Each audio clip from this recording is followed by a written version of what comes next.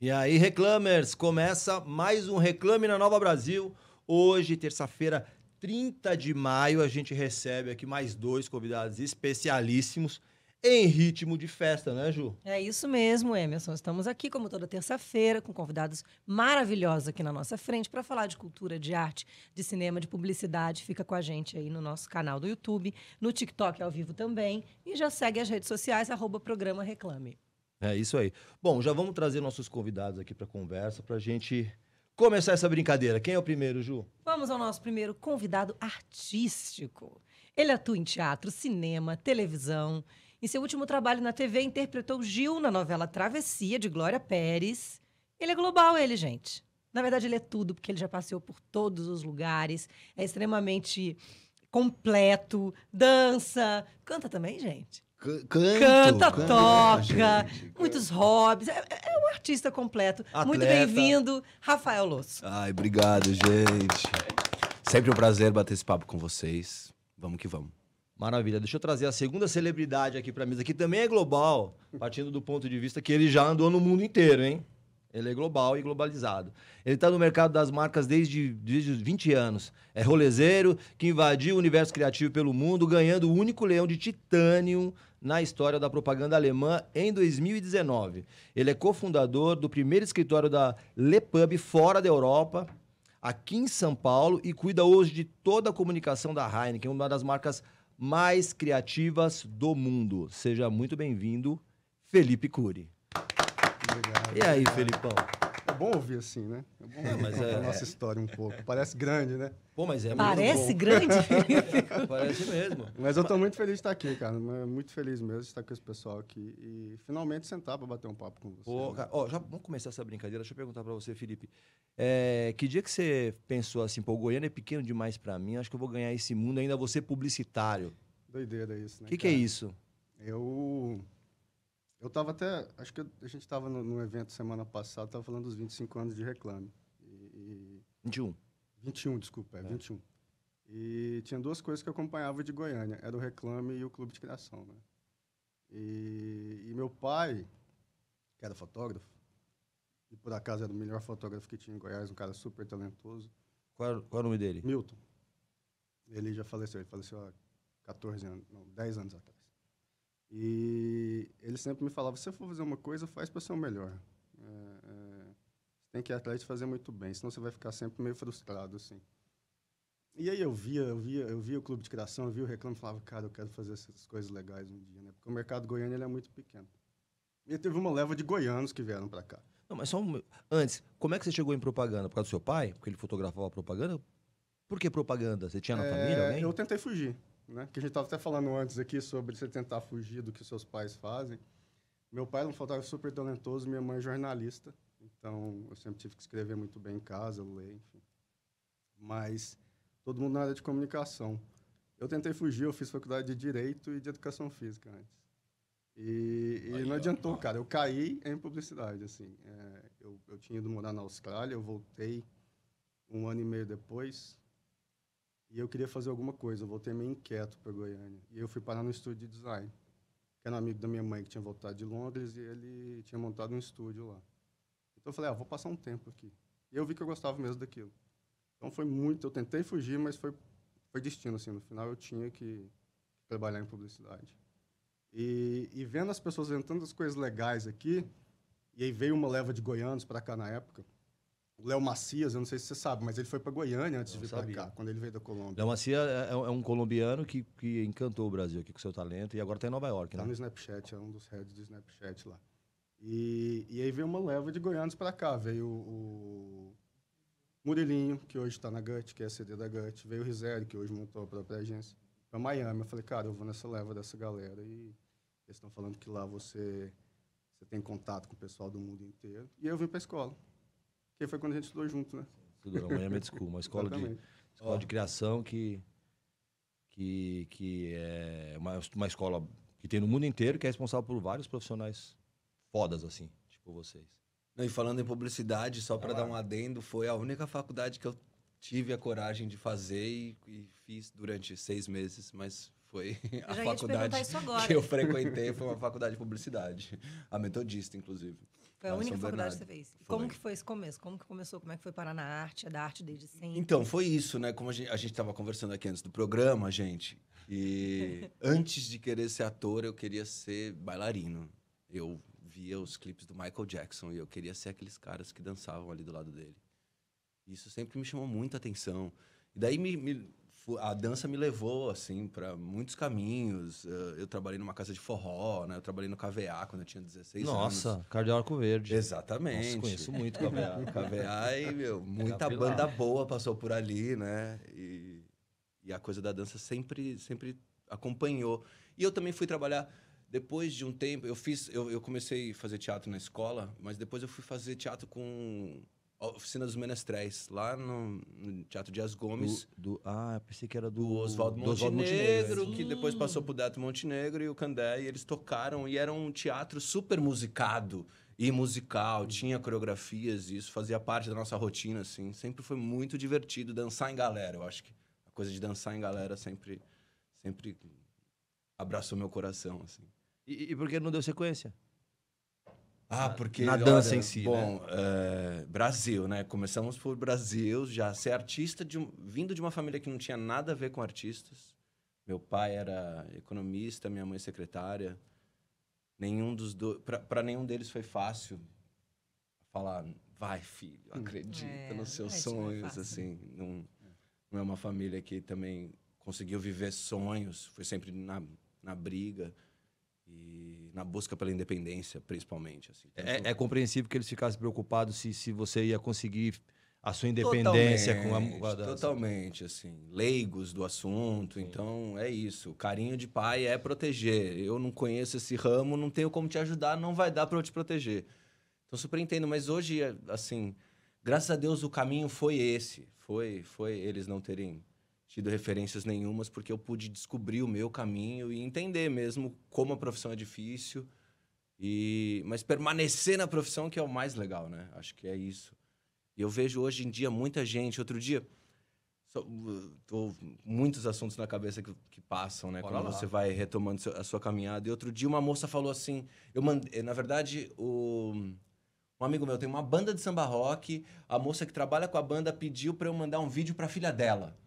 Eu falando, olha, manda um carinho, assim, o Gil da Travessia e tal, um abraço e tal. E daí, uma vez eu fui no show da banda, encontrei essa moça, ela falou, que legal, assim, que você mandou pra minha filha, porque daí a gente para de entender essas coisas de que pra ser famoso tem que ser filho de famoso, sabe? Que os caminhos são de cada um, assim. Eu acho que esse é o mais legal, você não ter uma... Como é que fala? Um peso, você construiu a sua história. Exatamente. Mas isso não foi sempre assim, né? Porque a gente tá nessa mudança, assim, né? Isso veio acontecendo Eu também. acho que Essa é pluralidade começou a ficar interessante também agora. A internet no ajudou. da dança. Sim. Havia, acho que, uma época que tinha um pouco esse preconceito de se você é ator, você é ator, se você é bailarino, você é bailarino. Meio que as coisas não eram muito, como já era lá fora, muito antes, né? A gente recebeu a Lauren Prota aqui há umas 2 semanas, e uma pessoa que começou vivendo da dança, né? E nem era da dança de escola de dança, da dança mesmo, de dançarina ali, Carla Pérez, aquela coisa, ela tá falando sobre como Acompanha a isso banda, mudou. né? Hoje acho que a galera até já consegue viver da dança, mas nessa época que você tá falando, É verdade. imagina, era muito difícil viver de dança. Não, o bailarino não Era. tinha voz. Até mesmo que Não. você tinha uma separação mais clássica, assim, né? Era o ator vinha do tablado. Exatamente. É. Tinha uma E escola a meio... dança, na maioria das vezes, era clássica, né? Sim. Era mais clássica. É. Então você tinha essa... Agora tá tudo... E tinha poucos grupos, né? Hoje em dia você vê o Grupo Corpo, você tem o Balé da Cidade, você tem... Acho que é mais visibilidade com a dança. Eu mesmo, acho que crescendo, foram poucos as danças que me cativaram. Era muito balé clássico também. Sim, você sabe uma curiosidade? Eu tive muito contato com a dança. Minha mãe, ela dança desde sempre, ela dançava. Ela foi jornalista, mas também dançarina. Eu não sei se você chegou a conhecer o Quasar. Claro, Então, velho. minha mãe participava da primeira formação que formou o Quasar em Goiás. Nossa. Olha, só porque Que eu era conheço a o- Lavínia, que provavelmente Que louco, dançou com a sua mãe, que porque louco. ela também é de Goiás e Que ela era é do da Grupo primeira formação Energia, e do Quasar. depois formou o Quasar, não sei se vocês conhecem, mas Sim. foi um dos maiores grupos de dança do Exatamente, mundo, né? exatamente. Enfim, tem um pessoal super talentoso, tem o Henrique Rodovalho, que mora aqui agora, que é um puta Sim. coreógrafo, enfim. Mas eu tive muito contato, então, eu lembro que minha mãe tinha 17 anos, ela era muito nova. E eu ia para as aulas de balé, ela dava aula de balé, eu ficava no canto vendo as aulas. Era sensacional. Que legal. Curiosamente, não sei dançar nada, tá? mas sempre gostei e tive muito contato. Mas sem dúvida nenhuma, todo esse know-how ali, essa identificação que você tinha com a arte, com a dança, tudo isso, você deve refletir hoje também no seu trabalho de criação, né? Faz Porque parte da sua Sim, história. acho que de uma forma ou outra, sempre. Com certeza.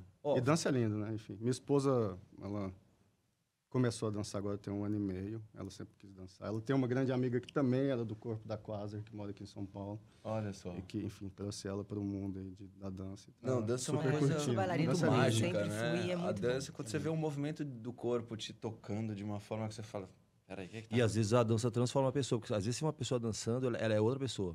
super. Ela é outra Sim. pessoa. Não, e a pluralidade que tem no Brasil, né? No Brasil que dança, assim, você vê assim, o Nordeste, o Norte, o Sul, o Sudeste, a periferia, assim, acho A que gente é um povo com que dança, dança. com molejo. Eu morei 10 anos na Alemanha, eu posso te dizer.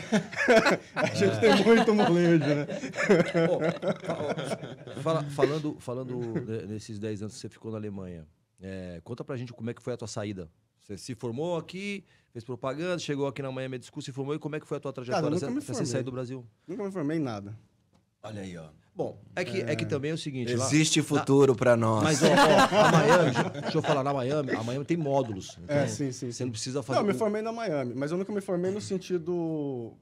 Que é o que provavelmente você tinha com seus pais, que era... Não você tem que um certificado de formar, conclusão. Tradicional, tem um trabalho né? ali, carteira Exato. assinada... e tudo Fazer mais, um eu TCC nunca. um dia, né? Exatamente. Eu larguei Não todas sabe o que é isso. Larguei todas as universidades. Eu fiz Direito, Educação Física e Propaganda. E é interessante isso, porque eu acho que eu sempre tive em mim esse lance do criativo, que é curioso, né? Eu acho que não tem como você ser curioso e não ter um monte de conflito com o sistema educacional. Isso né? daí não é TDAH, não? Pode ser também. Não, e Mas a inquietude, eu questionava, eu não conseguia. Chegava a hora que ficava insustentável, eu não conseguia estar mais na sala, eu queria aprender coisas, enfim. é a base eu do fui- ser humano, né? A Exatamente. curiosidade. Assim, Exatamente. se você for pensar lá no nosso comecinho, ela olhou, né? Olhou aquela maçã e falou, eu vou comer esse negócio. Eu preciso saber que gosto é isso, tem esse né? negócio. Você já está Vamos lá lá, nos Mesmo que primórdios da pareça que eu existência não humana. devo, eu vou, né? Pra Exato, a matar minha curiosidade, mano. A curiosidade E- leva a gente além. Tá, mas conta aí como é que você foi parar na E Alemanha. aí- Porque você teve uma história bacana lá, né? Foi legal. E aí eu vim pra cá. E é legal, cara, porque, enfim, nessa época de Miami, eu peguei algumas aulas com você, eu peguei algumas aulas com o Diego também, da AKQA, né? Que é um grande brother. E eu lembro direitinho, a gente estava estagiando numa agência pequena aqui, e tinha um programa de Quarter Away da Miami, que estava começando, que é um programa que você pode estagiar nas maiores agências do mundo, tá? Essa escola é bem interessante, assim. Que é uma das melhores coisas da Miami. Você pode ir Nossa, pra a prática network, no mundo. É a né? network, que Sim. foi que abriu o mundo para mim, assim. E a gente...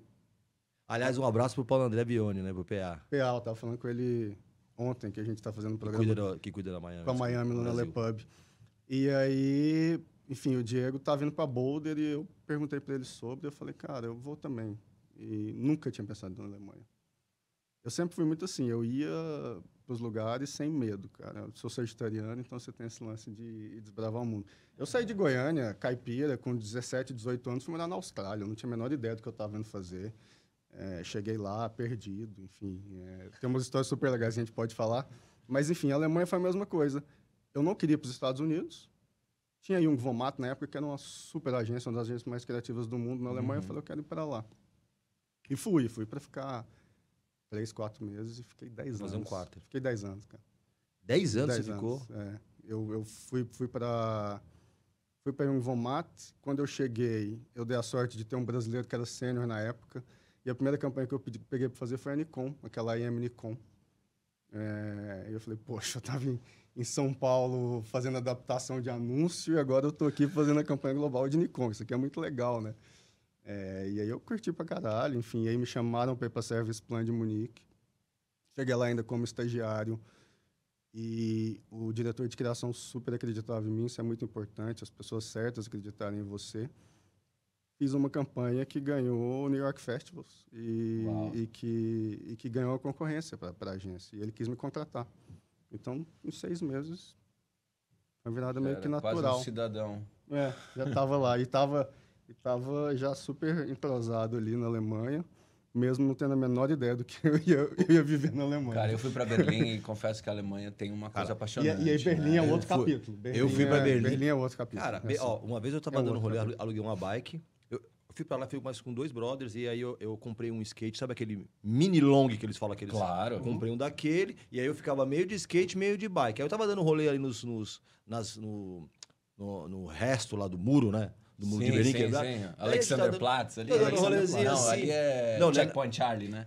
Puta, eu não lembro o nome da rua, mas não é Não, Alexanderplatz. Alexanderplatz você desce, você chega no muro também. O muro tá ali tudo. Bom, tô dando aquele rolezinho ali, aí eu vi de longe, assim, tava eu mais os 2 brothers, a gente viu a bandeira da Jamaica ali, no muro, assim. Chegou ali, era um pedaço do muro quebrado, na beira do rio, com areia de praia, tipo uma praia, uma prainha ali com cerveja da Jamaica, as coisas da Jamaica. Na época do verão, eles fazem muito ali na beira do rio. Tem Muito surpreendente. E tudo mais. Eu acho que Berlim é surpreendente. As feiras também. Pra mim é o verão mais charmoso do mundo. Aliás, Berlim, pra mim, é a cidade mais charmosa do mundo. E olha que eu viajei, cara. Viajei bastante. Você começou quase com a carreira internacional antes, né? Foi antes. Foi meio que isso. Eu comecei em Goiânia. Eu era diretor de arte em Goiânia, mas é uma coisa totalmente diferente, né? Quando eu cheguei aqui, eu vim para ser estagiário de novo. Quando você voltou? Quando eu cheguei de Goiânia para cá. De Goiânia. E eu entendi. Quando você voltou de Berlim, já com todas as experiências? Eu voltei 2 vezes. Você voltou uma vez que foi para Santa Clara, né? Que foi quando meu pai faleceu, então eu voltei. E aí eu fiquei 1 ano e meio. E eu conheci a Kika, minha esposa. A gente tem 10 anos de diferença. Então a Kika, na época, tinha 20 anos. Eu passei um tempo com a família. E ela falava muito de conhecer as coisas, de viajar e tudo mais. E eu falei, cara... E vocês foram juntos? Eu falei, cara, eu tava com 30 anos na época, 30 e poucos. Falei, eu tive a chance de fazer um monte de coisa legal na vida. Eu sei o tanto que é legal você ir para fora e... Enfim, E abrir seus horizontes. Tem uma mulher que eu amo aqui do meu lado, nova, e quer ver a vida. Eu falei, vamos na cidade ali ver se você gosta. Se você gostar, a gente muda. E aí a gente foi para Berlim no inverno. Ela amou no inverno, eu falei, você vai ficar louca aqui. E foi isso. Eu cheguei na Alemanha, que você estava falando sobre Berlim, né? Eu fiquei um ano ou 6 meses em Hamburgo, 1 ano em Munique. Sim. E aí só que eu fui conhecer Berlim. Eu falei, aqui, cara. E eu mudei, e eu fiquei 8 anos lá, porque é uma cidade incrível. que... Eu fui para lá para jogar capoeira, cara. Olha, para Berlim, você foi para jogar? Rafa, eu tive... E essa experiência internacional, já aproveita e já fala um pouquinho pra gente, se você tem vontade de estender aí sua carreira também. Assim. Muito, na verdade. É que hoje em dia... Eu até tenho buscado essas oportunidades, mas eu acho que eu preciso agora falar espanhol. Eu sei falar inglês, eu não sei falar espanhol, e eu sinto falta, assim, de como eu não aprendi a falar espanhol na minha adolescência, assim. Porque hoje é isso, o cinema tá muito... Eu acho que tá muito mais próximo, o nosso cinema tá mais próximo do cinema, latino, tanto da Espanha quanto daqui, né? Toda a comunidade que a gente tem, Argentina, Uruguai, do que o americano mesmo, assim. Então, eu sei falar inglês, mas as oportunidades são mais escassas. Eu acho que se o meu espanhol tivesse mais em dia, a entrada seria um pouco mais fácil. E eu sou apaixonado, eu adoraria interpretar em várias línguas, né? O Christopher Waltz, para mim, é um dos grandes atores desse momento, porque é isso, é um cara que consegue transitar em várias interpretações. E isso eu acho que tem a língua. Um dos fatores é isso, é saber falar muitas línguas, é saber pensar de forma diferente. Né? Uhum. Eu acho que em cada língua você tem que pensar de uma forma. Então... Isso é interessante, porque assim... Para você, morando fora, você entende a linha de raciocínio das pessoas quando você começa a entender a língua e a estrutura gramatical. Total. A estrutura gramatical alemã é extremamente complexa. Nossa, é muito. E você precisa esperar o final da frase para entender o sentido dela. Então, um brasileiro que sempre fala em cima, todo mundo em cima do outro, entender que você tinha que ficar extremamente calado até a pessoa chegar no final e respeitar aquilo é muito louco. E você começa a entender que é por causa da língua, da cultura. Então. E aí a estrutura que eles pensam, como eles pensam, isso é muito louco. Assim. Eu fico me perguntando o que você estava falando sobre interpretação. Você tem que entrar mesmo em um outro lugar, assim. É um outro diapasão de pensamento, muito louco, assim, né? mesmo. Você fica trocando. Não, agora é esse aqui, agora é aquele ali. Porque senão... E daí... Você pode cair na armadilha de acabar fazendo sempre o mesmo personagem, só trocando o produto. Como é que começou a sua relação aí com a TV? E quando começaram a acontecer as oportunidades, televisão e cinema, e como é que veio? É muito legal isso, porque eu era um cara que descobri anos depois que eu era um medroso, né? Porque eu fui fazer teatro falando, não, o negócio tem que fazer teatro, que fazer audiovisual, o quê? Não, os artistas de verdade saem do teatro. Aí também. Tinha, né? Tinha uma coisa no teatro e quando depois os anos passam, você fala, nossa, eu tinha era um pavor da câmera e de me filmar e de aparecer e de me olharem. Mas esse pavor era por quê? Não sei. Assim, timidez? Você não se achava galã? Mil coisas, que é? Assim. E de não saber, de me achar ruim até. Insegurança. Muito diferente, né? É, você vê você na câmera. Mas isso é normal, eu me acho muito ruim na câmera. E você pensa, meu Deus, eu não sei. mas você não é isso. pô. Não, mas minha mãe queria que eu fosse. Então tem uma raiz aí. Minha mãe queria que eu fosse. Ela falava, meu filho, você é tão lindo. Eu falava, mãe, qualquer mãe acha o filho lindo. Vai pro tablado. Ela me trouxe até aqui no Wolf Maia. Ela queria que eu fizesse. Só que eu não fez? Você chegou a fazer? Não, eu não consigo ficar na frente das câmeras muito, né? Você devia ter Eu sou muito de eu só low fui me profile, mais apaixonar background. quando eu fiz meu primeiro longa, que eu tive a sorte também de ser chamado pelo Walter Salles e pela Daniela Thomas para fazer Linha de Passe. Filme. Qual foi o filme? Linha de Passe. Assisti, maravilhoso. E daí, ali que eu falei, cara, tem um negócio aqui. Tem um negócio aqui. Mas a minha primeira experiência com novela foi traumatizante, assim. Sério? Foi qual a primeira? Primeiro eu fazia O Filho do Jardineiro, né? Que era tipo uma trama depois de várias outras tramas, assim. Era um restinho de trama. Quinto layer, né? Que tinha lá, que sobrava lá. Daí a minha primeira cena foi a última cena do estúdio, num estúdio que os caras já era tipo 8:50, o estúdio ia acabar às 9, todos os técnicos assim, querendo ir embora, querendo morrer. Eu entro no estúdio, uma cena que era eu e o meu pai da trama, que também não tinha a ver com trama principal nenhuma. E eu cheguei lá e errei 3 vezes. E daí eu senti aquelas 200 pessoas querendo me matar. Falando, quem chamou esse moleque? Meu Deus do céu, é hoje que a gente não sai daqui. Daí eu falei, cara, eu acho que isso não é pra mim. Acho que isso não é pra mim. Foi a última cena. O mais legal é que a primeira novela que eu fiz foi com o Mauro Mendonça Filho, e que é o diretor de Travessia, que eu acabo de trabalhar de novo com ele. Acho que é o nosso 3º trabalho juntos. E uma vez a gente tava conversando e ele falou, você fez o Astro, né? Daí eu falei, você lembra, Mauro? Dele, eu lembro, você tava assustado, né? Eu falei, eu tava, nossa senhora, com o coração na boca o tempo todo, assim. E daí depois é isso, você vai entendendo um pouco como funciona fazer novela. E daí eu fui me apaixonando, até você vai entendendo as possibilidades de virar o personagem, né? De ser aquela outra pessoa, de sair de você falar... Eu já fiz personagens, assim, muito distantes, graças a Deus também. Mas eu já pude, né, fazer um nazi, um skinhead. Eu já pude fazer um camelô. Eu já pude fazer um cara que estava lidando com problemas de HIV. Cara, eu acho que o universo que ser ator... fantástico, né? É fantástico, e é fantástico você poder dialogar com essas pessoas, assim. Você pode renascer várias vezes sem ter que morrer, né? Exato. Eu, inclusive, sou um cara que morreu muito no cinema. Olha. Fiz muita morte já. Ó, gente, vamos aproveitar agora que a gente chegou nesse momento. Eu vou chamar o break comercial. E aí a gente volta e vamos explorar mais um pouquinho essa síndrome do impostor aí que às vezes povoa a cabeça de todo mundo. Tá, quem tá com a gente aqui no rádio agora vai ficar com a música A Praieira, de Chico Sainz. Uma cerveja antes do almoço, é muito bom para ficar pensando melhor. Né, Heineken?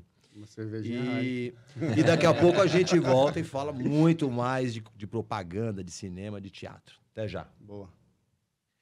E para você que tá com a gente aqui no TikTok, no YouTube, a gente vai assistir o trailer do Virando a Mesa. Olha só! Um clássico! Com o Rafael Losso. E depois a gente volta, fala mais um pouco disso, de cinema e tudo mais.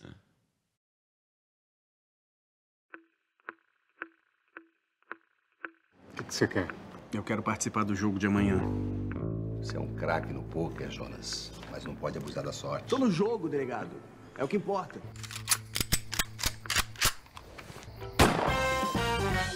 A coisa começou simples. Temos uma stripper,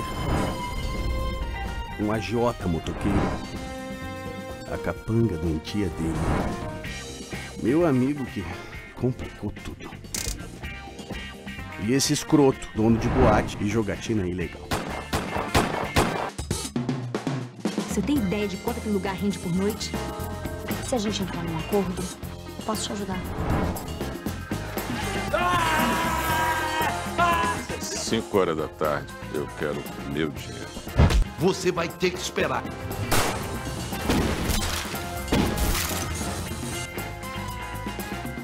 Ora. Mais alta. Calma aí, cara. Canhoto, filha da puta.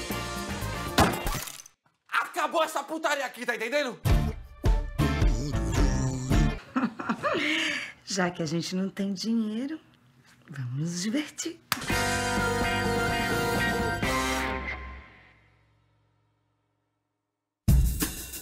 O que nos faz diferentes é reinventar o comum.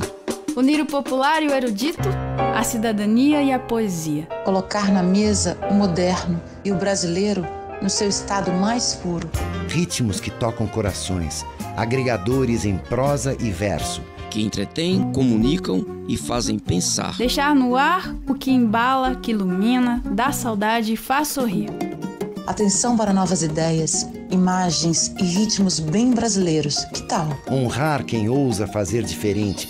Misturar para construir, narrar melodias do Brasil que a gente quer. Novas possibilidades. Novos significados. Novas formas culturais, levadas em ondas sonoras. E dentro do bolso. Aplicativo, site, streaming. Tudo junto e misturado. Para tudo que é nosso, nossa identidade, nosso jeito de ser, nosso jeito de fazer. Para tudo que é Brasil. Nova Brasil. Mais moderna, mais brasileira. É isso aí, estamos de volta com Reclame na Nova Brasil, hoje recebendo o Rafael Losso, ator, bailarino, atleta, o Gil de Travessia e Felipe Cury, que é CCO da Le Pub São Paulo, ator, bailarino, atleta. É isso. Ó, só pra gente voltar, a gente tava aqui no digital assistindo o trailer de Virando a Mesa. Vamos falar um pouquinho de cinema, falar um pouquinho desse... Porque esse filme, ele saiu na véspera da... Quer dizer, saiu não, ele foi gravado na véspera da pandemia. Exato. Depois a gente passou um tempo pra conseguir lançar esse filme e tal. Conta um pouquinho pra gente dos bastidores desse filme e dessa espera que foi, que o cinema passou até agora, né? Ah, foi bem louco esse momento, Emerson, porque é isso, a gente tava numa espécie de boom, as coisas estavam acontecendo, né? Tava os streamings aí rolando, muito produto sendo criado, e de repente vem esse vácuo, assim, esse vácuo total, né? Social, de trabalho, de vida, um vácuo de vida, né? Eu até fiquei pensando, mó sacanagem esses 2 anos que a gente envelheceu, mas a gente não viveu. Falei, porra, puta sacanagem em vida. Mas é isso, assim, foi muito legal porque tinha uma leva de filmes sendo feito com baixo orçamento. Eram filmes de, vamos rodar em 5 semanas, equipe reduzida, mas vamos produzir. Eu acho que a produção estava ativa ali. E o Virando a Mesa foi esse caso. Eu acho que a gente filmou em 5 semanas. Eu lembro que a técnica, isso, cara. A técnica desse filme foi a mesma técnica que na sequência, não sei se foi antes ou na sequência, fez o Chacrinha também. Porque era uma galera da Media Bridge, eu acho que é isso. Eu acho que eles tinham acabado de fazer o Chacrinha e a gente puxou uma rebarba de equipe pra gente conseguir fazer o Virando a Mesa. E foi incrível, porque a gente se divertiu muito fazendo, o elenco era incrível, assim, era Manuel, Esteban, exatamente, Rainer Cadete, a Monique, Natália, e quem mais fazia? E umas figuras tipo o Juarez fazia, e o nosso, esqueci o nome dele, nosso delegado maravilhoso, que é a história da novela brasileira, é o... Ele foi até secretário de Cultura do Rio de Janeiro. Exatamente. Como que a gente não vai lembrar o nome dele? Já a gente vai lembrar. Daqui a pouco ele chega. Ô, Felipe, e pandemia, Le Pub já existia? Como é que foi isso para as marcas? Le Pub existia lá fora, aqui não. Aqui eu tinha... Cara, tava falando sobre esse negócio de pandemia com a minha esposa ontem. Tem 4 anos que a gente voltou ao Brasil, em 2019. Parece que é uma vida. E logo na beirinha já. Exato. Vocês voltaram e aí... A gente voltou... Pandemia. Eu voltei gap de 10 anos. Exato. Voltei para África. Enfim, o Gordilho me chamou para ser exceder de algumas contas lá. E eu acho que 3 meses por pandemia, né? A Lepub já existia na Europa. A Lepub, ela vem da Publicis Milão, que foi ali, tem feito nos últimos 5, 6 anos dos melhores trabalhos do mundo. E aí, aproveitando esse momento de grande sucesso, eles criaram ali em 2020 a Lepub, que é um spin-off dessa agência, fazendo uma hot shop totalmente criativa, enfim, combinando dados, inteligência para trabalhar para marcas.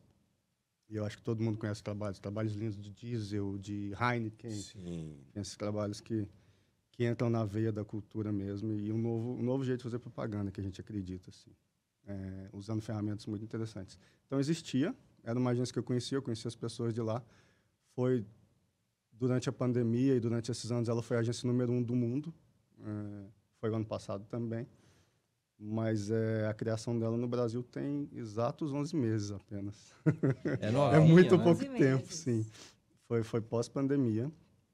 Está sendo um desafio super legal de montar a equipe do zero, enfim, de colocar um pouco mais do que eu acredito sobre como que pode ser a dinâmica, as pessoas, né? A gente estava falando sobre como o lance do artista não ser filho de famosos, né? Sim. Eu acho que essa transformação ela tem ocorrido em todos os mercados, né? Com certeza. Então, essa inclusão no mercado, enfim, de atores, musical, também acontece no mercado publicitário muito.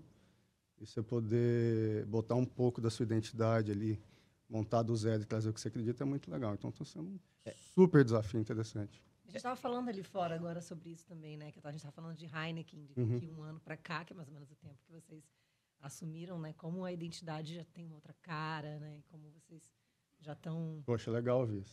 Bom. Muito legal, né? Não, e a publicidade tomou uma outra proporção, né? Até as redes sociais, assim, a quantidade de publicidade. Tem um amigo meu que virou garoto propaganda de uma cachaça, assim, porque ele começou a fazer umas piadinhas com a cachaça e a galera entrou em contato e, sim, é muito... e aquilo Quem que é? andou, o Tardelli.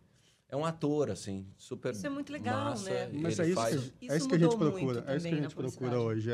Você pensa que você tem que conectar muito com a geração Z, né? Exato, tem isso. E aí, Lepub vem com essa proposta.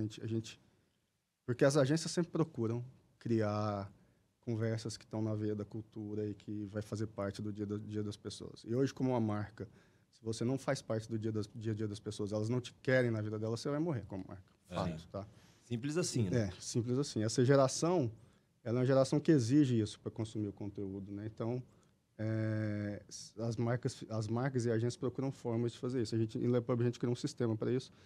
Então, a gente entrega em todos os jobs isso, né? Todos os jobs a gente tem que estar dentro da veia da cultura. A gente tem um super departamento de dados que está em Singapura, Amsterdã, em Brasil. Enfim, tem uma série de coisas nisso.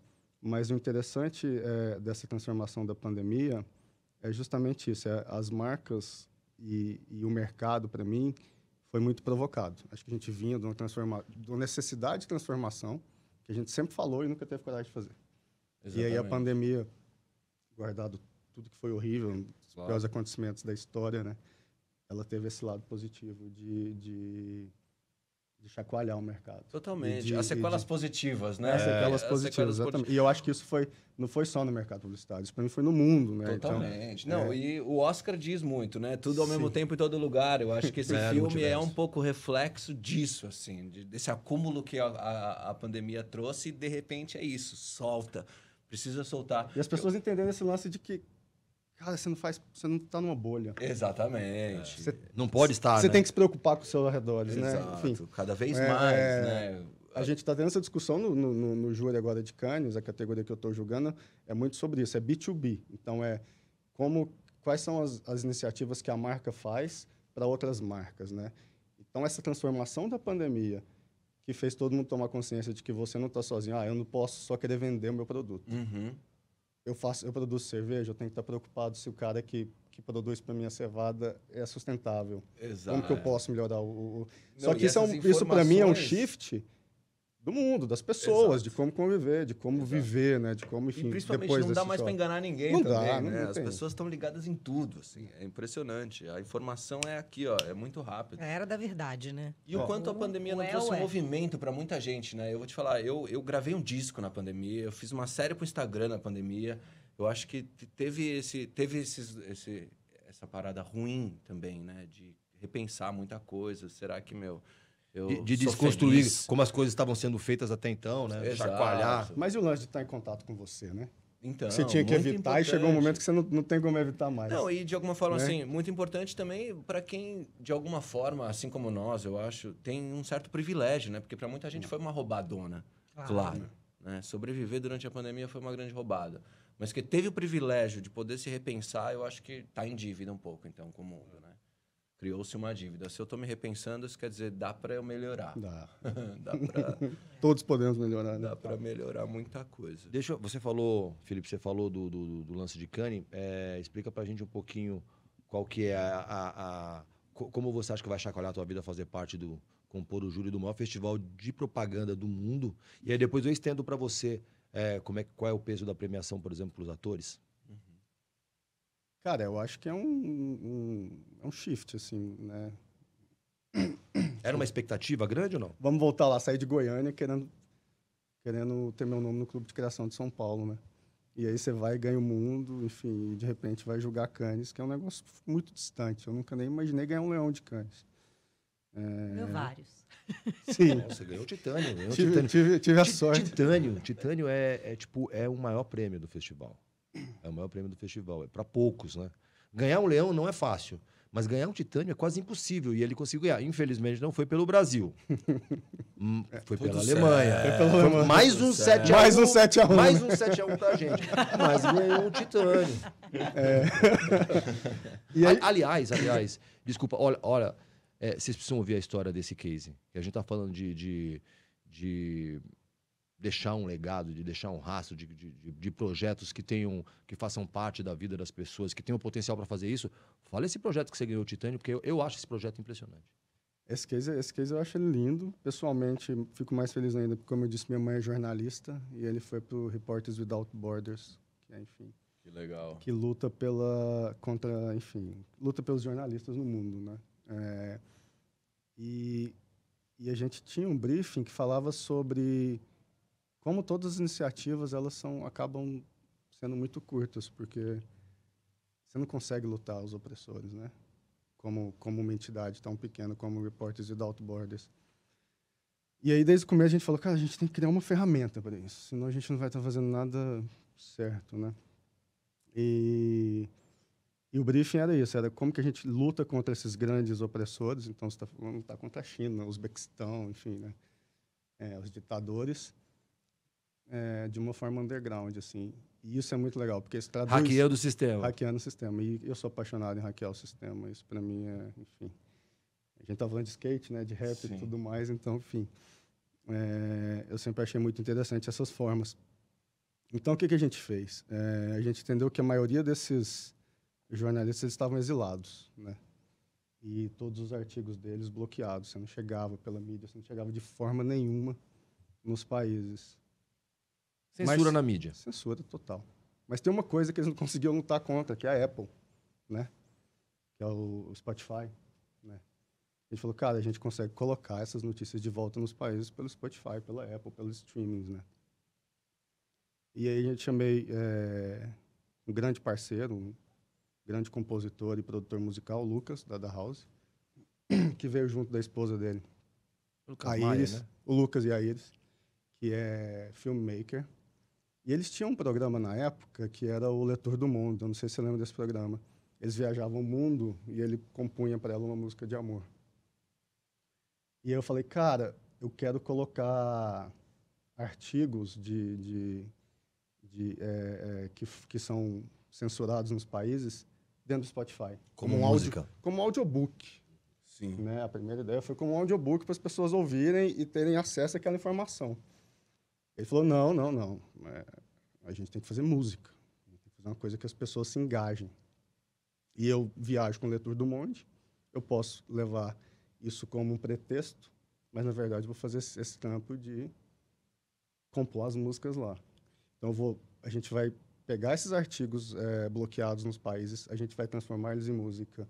A gente vai para os países, a gente vai compor eles com músicos locais, com os ritmos locais. Instrumentos locais. E a gente vai colocar ele Enfim, a gente criou um sistema descentralizado que sobe, que não tem como bloquear o usuário para subir essas músicas.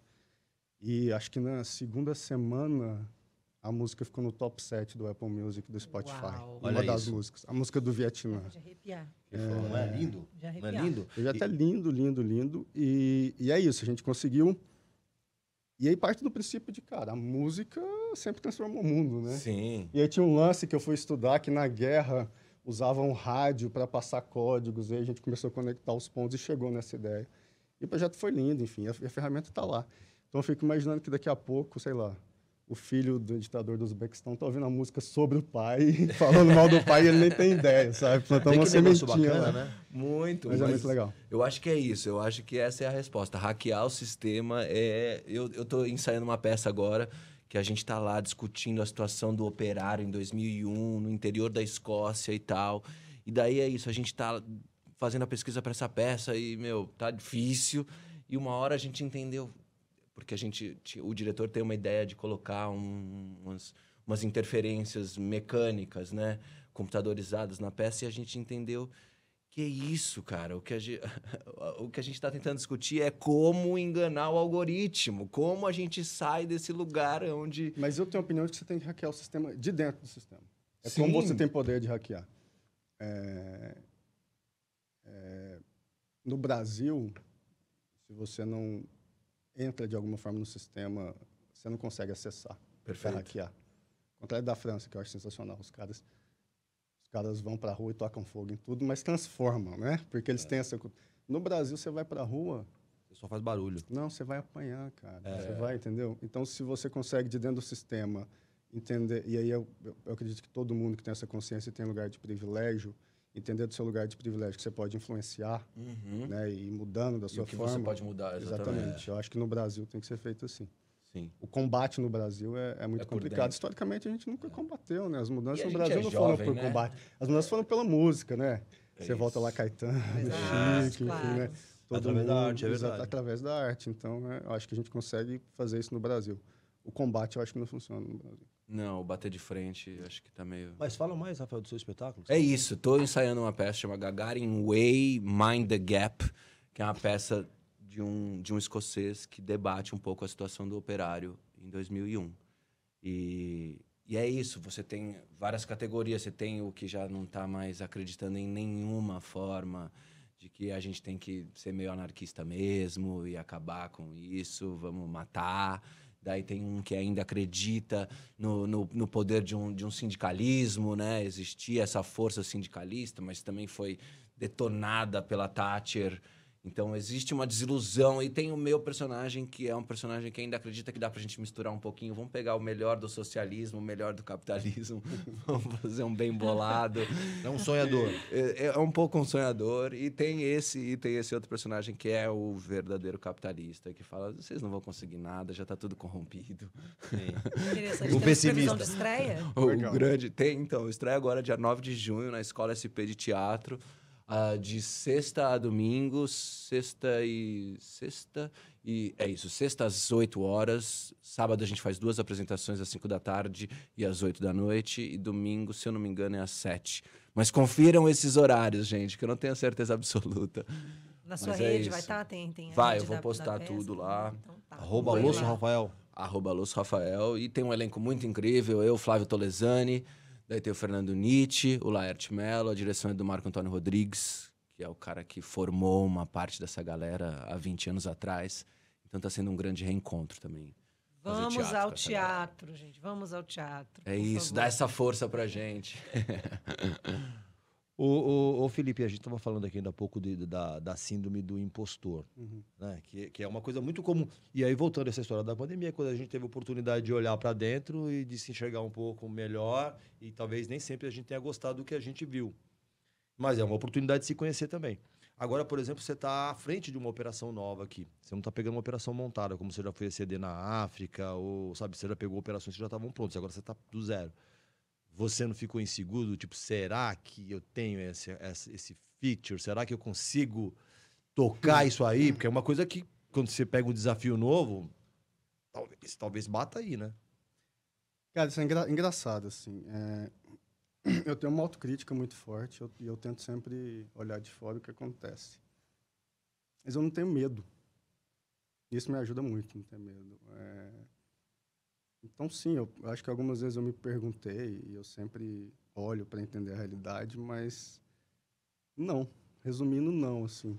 E parece uma resposta meio estranha, talvez, né? Mas, enfim, eu acho que se você acredita no que você está fazendo, você faz bem e você junta as pessoas certas ao seu redor, é muito difícil falhar, né? Então, acho que começar uma operação me dá, na verdade, muito mais a condição de ter isso e de me deixar mais tranquilo que eu vou chegar onde eu quero do que pegar uma operação pronta, né? Você chega, já existe a cultura do lugar, enfim, já existe o modo de operar. É fácil? Não, é muito mais difícil, né? Você tem que... Eu lembro que quando eu fui aceitar, eu liguei para o Matar. Você lembra do Matar? O Wolf e o Matar, que foram, enfim, fizeram a carreira lá fora. A gente trabalhou muitos anos juntos. Quando a gente estava na DDB de Berlim, a gente saiu, eu, o Wolf e o Matar, para abrir uma operação lá na Alemanha, que era da Inotion. Quem tocava a operação era o Matar, não eu. Eu perguntei para ele o que ele achava. Ele falou que achava que era a coisa mais legal que eu podia fazer, mas que nem que eu tentasse me preparar e imaginasse o tanto que ia demandar de mim, eu ia conseguir medir isso. Então, é muito difícil nessa parte de você tem que se dar 150%, 200%. Mas medo e insegurança, não, cara. Eu acho que essa parte não, assim. Porque eu me juntei com gente muito legal, tem uma equipe muito legal, tem um pessoal muito bom, né? Tem um suporte muito grande. Eu tenho o melhor dos dois mundos. Eu tenho uma alma de startup com todo o background e todo o suporte do segundo maior grupo do mundo, né? Publicis Group. Então, com um dos 5 clientes mais criativos do mundo, né? Que todo mundo quer criar para. Então, a combinação é muito interessante. Não, eu perguntei porque, por exemplo, tem vários casos na propaganda mundial, né? Vamos pegar aqui no Brasil, que a gente conhece bastante gente, de publicitários que são criativos, premiados, como você. Premiados, reconhecidamente criativos, e que eles se arriscam na parte executiva das agências e não têm o mesmo sucesso. Porque isso é outro bicho. É outro bicho. Eu sempre gostei muito de gente. Você ser ator, fazer trabalho é uma coisa legal, você ser diretor, nem sempre vai bater. Você já sempre vai também, bater. Né? Dirige o programa. Eu já dirigi, na verdade, muito coisas para mim, assim. Eu nunca dirigi uma equipe que, assim, com um certo distanciamento, não. Sempre de dentro, né? Pra se autoproduzir, para fazer todo o projeto. Exatamente. Daí sim, acho que eu realmente... Eu gosto de ter um diretor, porque eu acho que me dá essa visão distanciada, e eu acho que isso é fruto... Isso faz parte de um bom trabalho, assim, você ter essa pessoa que possa também te criticar e falar, não, olha, mas vai por aqui, acredita que tá dando certo. Porque às vezes a gente não tem esse ponto de vista, né? Isso é... Principalmente sendo ator. Você tem que ter um norte sempre muito bom. Um olhar distanciado é importante. Assim. Mas voltando ao que você falou de muita gente abriu e não deu certo, eu acho que o lance é justamente isso. Como que você pode sair do lugar de conforto e se desafiar, né? E eu sempre fiz isso. Se eu te contar a minha história, assim, como criativo, ela é muito louca. Em Goiânia, quando eu fui estagiar, enfim, em 6 meses, um diretor de criação achou que eu já era um diretor de arte. Eu tinha 1 ano de mercado, ele me chamou para abrir uma agência com ele, eu ia ser o diretor de criação dele, só que eu ia escrever também, fotografar e fazer tudo. Eu falei, vamos assim mesmo, eu fui. Então, eu sempre precisei desses passos que parecem ser a mais que eu consigo dar, mas que não são, na verdade, para me mexer. Então, veio muito na hora certa esse lance do Telepub. Você é sagitariano, que vai experimentando. Com touro e escorpião, é uma mistura então, doida. Ele é taurino. Eu sou também, cara. Taurino? Eu sou taurino com... É um signo bom, né? Com ascendente escorpião e lua e sagitário. Nossa, que mix aí. Sou essa mistura. É porque você pega o taurino, já entramos no papo astral aqui. Aí, pronto. Você pega o taurino, é muito pé no chão. Mas não tem como não entrar no papo astral. Eu falo pro RH que a gente tem que incluir na contratação e entender os signos das pessoas. Eu acho importante. importante. Eu acho que é um recurso que deve ser melhor utilizado. Não, você pode poupar algumas dores de cabeça. Exatamente. Por exemplo, quando você tiver que contratar um assassino de aluguel, escorpião. Se tiver alguém para fazer treta, ariano. Por exemplo. Se tiver alguém para fazer drama, canceriano. Tá próprio. É isso. Alguém para mandar tudo, leonino. Mas brincadeiras à parte, eu acredito muito, cara. Vocês acreditam? Eu adoro. No mapa astral, né? Não, eu tenho gurus, eu tenho números tatuados pelo corpo inteiro. Eu vou um pouco além nessa loucura. Sim, é verdade. Não, mas eu sou o tipo de que faz mapa todo ano, Revolução Solar e tal. Mercúrio retrógrado, papapá. É sempre importante saber o que está acontecendo no céu. Você também ou é só os meninos aqui que são ligados? Eu amo, adoro. Eu acho que é uma super... Por exemplo, você falou do drama da canceriana. Imagina, o jovem já sabia do meu drama da canceriana, mas ele tem um ascendente em Sagitário. Você vai lá, o quê? Já trabalha isso. Eu já converso. Quando já vem o mimimi da canceriana, já fala assim, Diane, chega, não tem mais paciência, tem mais tempo pra esse mimimi. Qual que é a sua Parou. Vênus? Esse mimimi da canceriana, vamos parar. Qual é a sua Vênus? Vocês sabem a Vênus de vocês? Eu sou Vênus em Gêmeos. Complicado, hein? Complicado. Bipolar. Vênus é o seguinte, Vênus é a pessoa num relacionamento de casal. É isso. Relacionamento com as pessoas de modo geral, fora casal, é a Lua. Então, você, qual que é a sua Vênus? Você sabe? Não sei se eu sei. Eu confundi, então, não é a Vênus que é Sagitário. Sagitário é o ascendente. Pode ser e a Lua. Sim. Minha Vênus eu não sei. Bom, não me lembro. A gente está chegando... Essa é uma parte boa, mas a gente está chegando perto do fim do programa e aí tem um momento de autoconhecimento que eu acho que é algo que a gente tem que falar, que a gente já flertou com autoconhecimento aqui algumas vezes, mas vou perguntar para os dois, vamos começar com você, Felipe. Quem que é o Felipe hoje? A gente já sabe quem era o Felipe que saiu de Goiânia, né, praticamente foragido da família, falou, vou embora, vou para a Austrália ver se é verdade que existe canguru. E hoje você é jurado de Cannes, CEO de uma agência gringa, um dos maiores clientes do mundo. Mas no meio desse caminho, quem é você que ninguém descobriu ainda? Poxa, se ninguém descobriu, eu não sei. Você, talvez você tenha descoberto. É a chance de você tentar se explicar aqui. Cara, você é metade homem, metade cavalo. Por mais que tudo que eu faça pareça contradizer o que eu vou dizer, o Felipe de hoje quer paz, cara, sabia? Eu gosto muito de fazer as coisas acontecerem, eu sou muito, muito ligado, assim, às vezes, o Greg, que está comigo, desde que eu cheguei no Brasil, o meu diretor de criação lá, ele fala, como que você aguenta, né, Curi? Como que você vive nesse ritmo? Quando eu falo que eu estou cansado, ele fica assustado, assim. Você está cansado, é porque tem muita coisa mesmo. Mas o Felipe, que gosta de paz, que gosta de ficar quieto, entendeu? Que quer tirar um tempo para descansar. Eu tenho procurado ter tempo para descansar, eu e a Kika, e raramente consigo. Então eu vivo nessa contradição mesmo, homem e cavalo, uma metade que é uma coisa, outra metade que é outra. Isso me ajuda a me mover também. Mas a paz é uma palavra que está permeando muito, assim, tudo que eu tento fazer no momento, se fizer sentido. Mas eu acho que faz, para mim faz.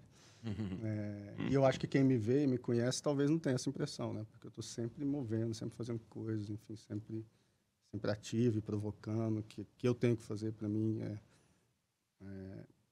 Uma grande parte do que eu faço é provocar as pessoas no sentido bom, para elas evoluírem, para chegarem em algum lugar. Mas paz é uma coisa que tá batendo forte. É o teu mantra. Sim. E você, Rafael? Eu acho que, guerra. O Rafael... guerra. Não, o Rafael de hoje, na verdade, ele é um cara muito mais tranquilo, mais calmo, mais pé no chão, eu acho. Eu acho que eu já flutuei muito mais na vida. Hoje em dia eu sou muito mais calmo, mas, claro, sempre buscando paz, mas sempre meio inquieto. Eu acho que essa mistura astral também tem isso, assim. Eu quero casa, eu quero ficar em casa e, de repente, eu quero pegar minha mochila e sair andando. Muito doido, né? Exatamente. Porque tá em mim, assim. E eu realmente gosto de sair andando. Eu faço caminhadas de 4, 5 dias e tal, sempre que eu posso. Mas o que eu mais quero hoje em dia, isso eu sei, é ter mais controle sobre o meu próprio tempo e, na medida do possível, sempre trabalhar com as minhas próprias ideias, assim. Acho que a gente sempre acaba fazendo muito para os outros, principalmente, né? Ser ator já é difícil. Então, você realmente está fazendo um teste, está esperando um sim ou não, como da maioria das vezes, Mas quando você tá lá, tô fazendo o meu roteiro, a minha série, tô entrando em pitching com uma galera que pode ser que banque o que eu acredito, eu acho que cada vez mais eu quero ter um pouco isso, assim. Tanto no teatro quanto no audiovisual, no cinema. Sua autonomia, né? Liberdade. E a música, cara. E a música é uma coisa que voltou. Eu sempre tive banda quando eu era moleque. Vocal? Vocal? Não, na verdade, cara, eu sou compositor, né? Eu acabo cantando também, mas nunca sou um grande, tipo, à frente da banda, sabe? Acho que eu não tenho muito isso. E nem quero ter. Mas eu tenho músicos incríveis ao meu redor e a gente... É isso. Mês que vem eu lanço meu primeiro disco. Ó, que legal. A Rita Lee também achava que não era cantora, né? Então, só compunha. Eu lanço um disco com 10 faixas minhas, composições minhas. 10 faixas? Legal. E daí é isso. Então, cada vez mais paz e controle. Tá, então, sei lá, vocês dois, você falou qual é o espetáculo que você vai... Gagarin Way. Quando é que ele entra em cartaz? Agora, dia 9 de junho, na Escola SP, ali na Praça Roosevelt, de sexta a domingo. É isso. Tá, e você, Felipe, quem quiser integrar teu time, ter uma aula contigo, se inquietar contigo, como é que faz? Escreve. Mas eu também tenho um convite. Eu vou ser speaker também, né, esse ano. Então, na quinta-feira, quem estiver em Cannes, vai lá assistir. E dá pra assistir também no digital. Desse festival tá chegando. Então, quem estiver lá do mercado, na quinta-feira, eu vou ter um papo lá no Rooftop, sobre criatividade, o que move, né? Depois de um tempo no mercado, a busca pela criatividade, pela excelência sempre, com a head do Uber, de Nova York, mais um criativo. Mas ele Pub tá aí, gente. A gente vai crescer e tem muita coisa legal pela longas-metragens, hein? Aí, quando que a Lepub vai começar a produzir uns longa-metragens? Poxa, isso é legal, né? Fazer esse braço, né? Poxa, seria bom. Eu acho que falta no Brasil juntar mais, assim, né? Eu sinto que lá nos Estados Unidos eles têm muito mais essa conexão da publicidade com o cinema. O entretenimento nos Estados Unidos é um negócio misturado. Exato, eles linkam muito mais, né? Acho que a gente pode pensar nisso, hein, Fê? Sim. Eu tenho, aliás, procurado para a Heineken muito... como criar conteúdo, enfim, como fazer coisas novas. Poxa, White Lotus. Nossa, incrível. White Lotus, para mim, é o melhor branded ou unbranded content dos últimos tempos, né? Como que é o White Lotus mesmo? White Lotus, eles filmam um bando de milionários, é super legal o roteiro, e todos são num hotel. Eles nunca mencionaram o hotel. E o hotel virou, enfim, a maior discussão. Então, eles tiveram essa forma de você... colocar as marcas sem colocá-las, né? E elas fazerem parte da história e tomar a frente, eu acho que é o que as marcas têm que procurar. Então, eu acho que conteúdo mais longo, série, filmes, a gente tem que explorar cada vez mais, na verdade. Eu acho. E não pagar para ter o produto ali. Também faz parte, mas juntar, é o que a gente está falando da geração Z, né? Exato. Tem que fazer parte, tem que ter um contexto, senão você perde eles. É isso. Bom, gente... Chegamos ao fim? Chegamos ao fim. Mas antes, Ju, quando é que a gente vai poder falar da tua série no Netflix? Eu tô toda semana querendo que ela já fale da série que ela tá produzindo pro Netflix, que ela tá participando. Você tá produzindo ou você tá fazendo? Não, tá fazendo.